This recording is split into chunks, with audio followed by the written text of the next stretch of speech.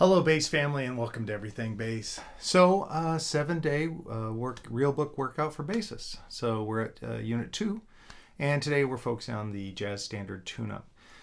If you're new to jazz and you found this video, what I would, if you're uncomfortable walking jazz bass lines, then one thing I would very much suggest for you to do is to go and watch my video on my video series on creating jazz walking bass lines. Unit 3, I actually use this exact tune, and I show you how to use templates to create improvised walking bass lines. So if you're new to jazz, you might be more comfortable and have a better experience starting there. And then when you get that down, then of course come here, because the idea with this series is we're going to take a tune and I'm going to give you guys like 7 days worth of stuff to really work on and focus on. And in the end, all of your skill set gets better, and that's pretty exciting. So don't think I have it here, so I'm gonna grab my iPad, and I wrote out the workouts for you. Now again, if you are a subscriber to my channel, then you will be able to find this workout, and there we go. Pardon this technical difficulty. And here are the assignments I would have for you. So first of all, as always, step 1 is always going to be listen to the tune. Now with tune-up, Miles Davis it's everywhere. You can find it in many sources, streaming online. I think buying the album Kinda Blue is one of the best investments you can make if you're serious about working on your jazz playing. It's just iconic. And I think every jazz player I've ever asked about, like, what's one album you would suggest if someone wants to get into jazz. Gosh, I did the survey at Musicians Institute, and every teacher said Kinda Blue, Miles Davis. So I thought that was very interesting. So I would recommend it for you. So first step, listen to it multiple times without your bass. Because we as bass players, I said this last unit, but we as bass players have a tendency to start noodling. We hear something we like, or we get too excited, and sometimes our own folks on our playing, we're really not fully listening to the original. So I would definitely pop it in, listen to it. And this is cool because you could be doing a household chore, you could be driving somewhere, and you could be fulfilling the first step on this 7-day workout. Just listen to it, get it down, put it in your regular rotation. Now, after you've listened to it, then memorize and analyze the melody. Now, this is something I did for you last time. So Patreon subscribers were able to go on to the link in the description, download my analysis, where I look at every note in the melody and I see how it relates to the chord that is being played over. And that's valuable because then you can use that knowledge. If you learn, well, two things. When you learn the intervallic construction of a melody or solo or bass line, you can now transpose it to other keys really easily. But furthermore, if you want to like quote something from a melody, you like the way this little lick sounds, knowing how the intervals fall against a chord, now you know when to use it. So a whole different song, whole different genre of music, but you think, oh, in my solo, I want to put this. Knowing the intervals gives you a lot of confidence, so you can actually go, I'm going to play that little thing from tune-up, and you'll know how to exactly plug it in, and then you'll have great success. That's a part of my practice that I do a lot. So this time I didn't do the analysis for you, but it's very simple. Tune-up is a very simple song. Now, it's very interesting. Like, let's just so you know kind of what I'm talking about, the analysis. So the first chord is E minor, and you're playing, you start on an A, which is interesting because it's a fourth. You're starting on the fourth. But in minor, it's a lot more palatable. And in major chords, if you start on the fourth, you're a half step away from the third. And the third's such an important, let me give you an example. Like, if we're playing E major third, you've got E and a G sharp. Now, if you try to put the A on that, and you put it, let's say I put it here. Let's see if I can reach that. You get this sound. That's not a pleasing sound. Because you're trying to play the A while everyone in the band's putting a G sharp there. And a half step is a very harsh thing. It's more palatable on a minor chord because now there's a whole step between the minor third and the perfect fourth. So Miles Davis used that and gets kind of a cool sound. So he starts with the A, goes to the G. Now it resolves, the melody right there goes right to the minor third. That's pretty nice. Now he introduces a chromatic because he's playing the E flat. Now he's playing the E flat on the A7. That's a very interesting tone. A7 chord, because the melody's a very legato, very long tone melody. So on the first chord, we've got the 4, goes to the minor third of the E minor. Now the chord changes to an A7. And it plays a flat 5 to the 5. And when it goes to the F sharp, it's played over D major 7. And the F sharp is a major third. So think about what Miles did there, which is very cool. He starts on the A, a little tense, resolves to the minor third, definitely inside. Plays a flat 5 on the A7 chord, very tense. Goes to the 5, which 5 is a perfect fifth, is a really resolved tone. And then so he's introduced kind of a tense note in the 4, very tense note in the flat 5, resolves to the 5, but then goes to the F sharp of the D, which is so resolved and really lands that melody. Sounds so beautiful.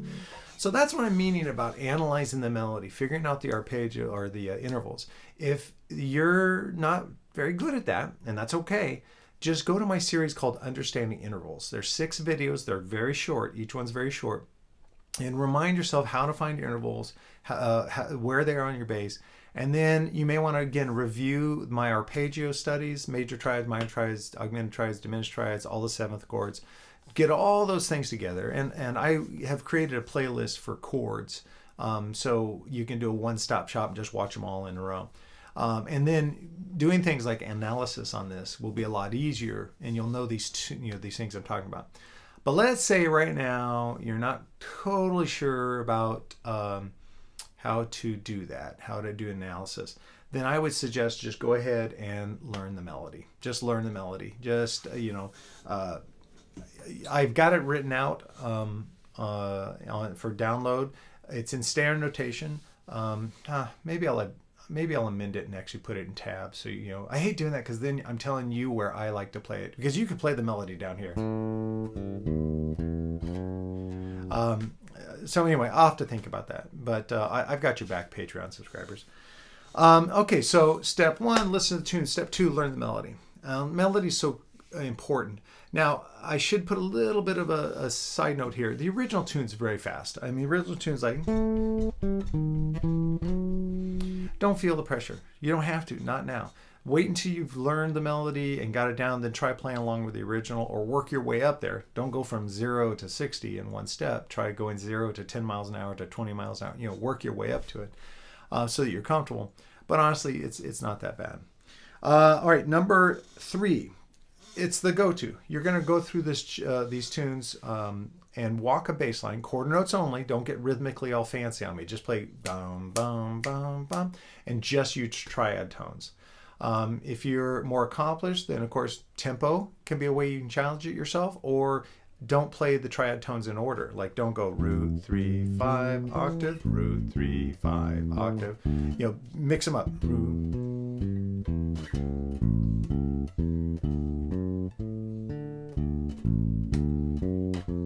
See, I'm just playing triads, but because I'm not always starting on the root and I'm not playing them in sequential order, it becomes very cool. Spend a whole day on that. And I know people sometimes like, triads are so boring. No, they're not. You can make triads sound great. And so I would strongly suggest that you just spend a day going through the tune up. And again, once you feel like, oh, this is pretty simple, try playing along with the original tempo. There's, by the way, a lot of play-along tracks available online in multiple streaming services, on YouTube itself, and you can actually play along. And they're pretty rapid, so it'll be a good workout for you. So once you got the triads down, go to the next step. Practice walking a bass line using root 3 5 7. And then I put a little parentheses there.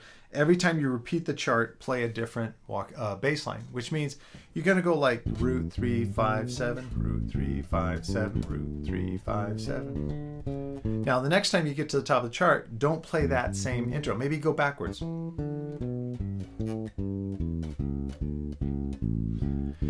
Ultimately, I just want you using root 3 5 7 in any way you want. And this is a perfect tune to practice not always starting on the root, which is a great skill. Like in one of my examples, you heard me go root 3 5 7, and then I go to the 3 of the A7, but I play it up here, the C sharp up here, and I come down the arpeggio.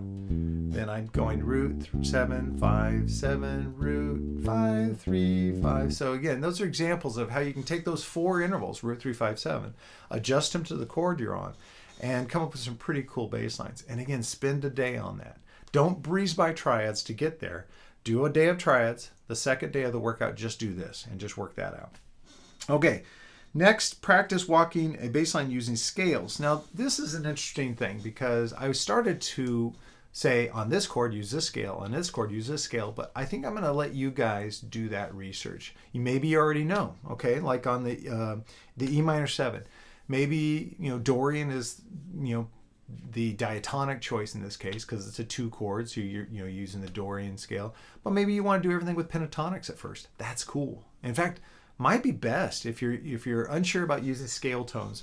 Instead of going full onto a 7-note scale, just use the pentatonic scales, adjust them, and play through in that way. And I think you'll find great success in that. But using scales is a great way to start realizing like when to play a scale tone, when to play a chord tone. There's no, I can get vilified for this, but music is very flexible. And every time I say there's a rule, you could probably point out examples of people who broke that rule. But there's some guidelines. Now, these are the 4 beats of a measure. So like when you're walking a bass line, bum, bum, bum, bum, beat 1, beat 2, beat 3, beat 4. One of the ways that this has been taught to me is beat 1 and beat 3 are strong beats. What that means is they really need a chord tone. And I've had some teachers even go as far as say it has to be a root 3 5. It needs to be one of the core things. I'm not that strict. I think 7s can work there. 7s can be a bit tense on the 1. You have to be aware of that. But these are strong beats. This is considered a weak beat, meaning that the audience, even non-musicians, when they hear a bass player play a note on the second beat, they don't necessarily in their head translate that as to being part of the chord. So that's a perfect candidate for a scale tone. So you might go root 2 3, Now, beat 4 is known as a leading tone, and that's because this has more to do, the responsibility of the last quarter note you play has more to do with the next measure. So if we're on E minor going to A7, whatever you play here should somehow lead the listener to that A7. That's why I like to go like root 3 5 7, all right, and that's E minor. But as I said earlier, I'll go to the 3 because it's a half step. So I chose this note because it chromatically leads in there. It's also a chord tone. But there's other ways you can do that. You can do root 3 5 flat 5 to the root of the next chord. So see how I lead you by putting a chromatic. So this is where you can put a chromatic. For depending on which scale you use, there might be a chromatic to the next chord. Depends on the progression too.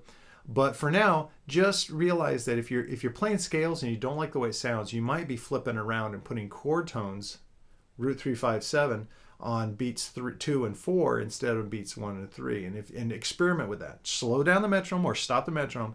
Really focus on it. That's where recording, just with your phones or something, record yourself practicing.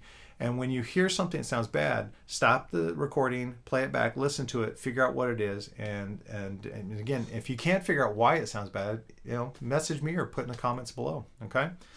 So you've just done that. Number 6, play a constant 8th note melody using just chord tones revolving to the next chord tone of the next measure. I really butchered that. I've got to fix that before I upload it. It's not very well written. So anyway, what that means, and this was a study that I did initially with Carl Schroeder at MI, and it was so important to me, and it made me such a better bass player that I wanted to work it into this. So constant 8th notes means that you're going to, and we're in swing, we're playing jazz, so it's going to be 1 and 2 and 3 and 4 and. So you're going to play 8 swung or shuffled notes, 1 and 2 and 3 and 4 and. Now, that's one measure. And when let's say I'm using that example, that's what I do. I'm here, I end on the G. My next chord is A7. G is in the A7, so I'm already on a chord tone there. So instead, I'll go to the 5. Sorry, I was right the first time.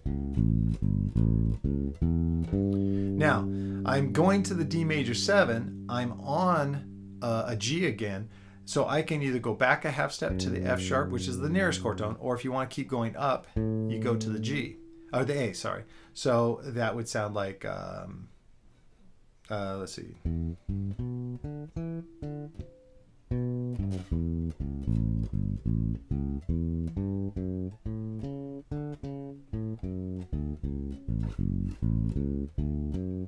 When you go to the, now from the D major, we're going to go D minor. The minor 7 is the next chord tone. And see, right away, by starting on that D minor 7, you automatically hear the tonality of the chord change.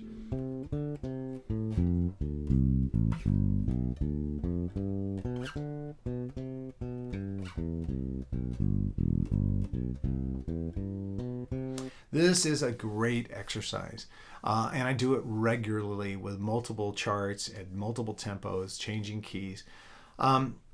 Be patient with yourself, and this you might find stretches over a couple days. Also, if you find that the progression itself is really like you were trying this and you're short on time, just do the first 8 bars. Just do the first 8 measures, but practice those eighth notes constant. Don't take a break. And this will even get more involved in future, where I'm going to have you write out these things. But it's very cool. It's a really great exercise. Okay, so we've done that so far. Now, number 7, create a 1-measure melody and adjust for each chord. Now, this is kind of that woodshed idea where you find something you like. You might go, let's just say you might go 5, 7, 5 octave. Now, I just did that over the E minor.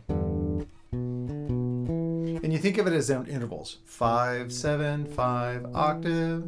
When it goes to the A7, you're going to go 5, 7, 5 octave. The D major 7, 5, 7, 5 octave. So you get this.